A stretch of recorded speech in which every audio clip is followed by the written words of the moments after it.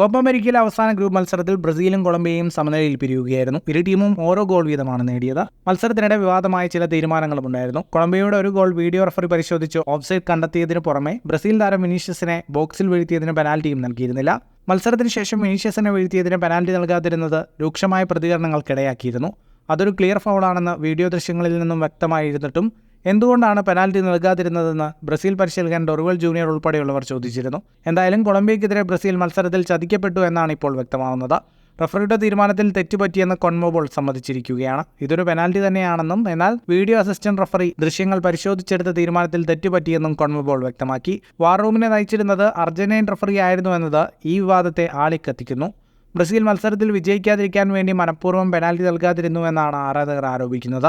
കോൺമോബോൾ റഫറിമാർ ശരിയായ രീതിയിലല്ല പ്രവർത്തിക്കുന്നതെന്ന് ഇതിനു മുൻപും പരാതികൾ ഉണ്ടായിരുന്നത് ആരാധകർ ചൂണ്ടിക്കാട്ടുന്നു. ഫുട്ബോൾ ലോകത്തെ കൂടുതൽ വാർത്തകൾക്കും വിശേഷങ്ങൾക്കുമായി സ്പോർട്സ് കഫേ ഇപ്പോൾ തന്നെ സബ്സ്ക്രൈബ് ചെയ്യുക.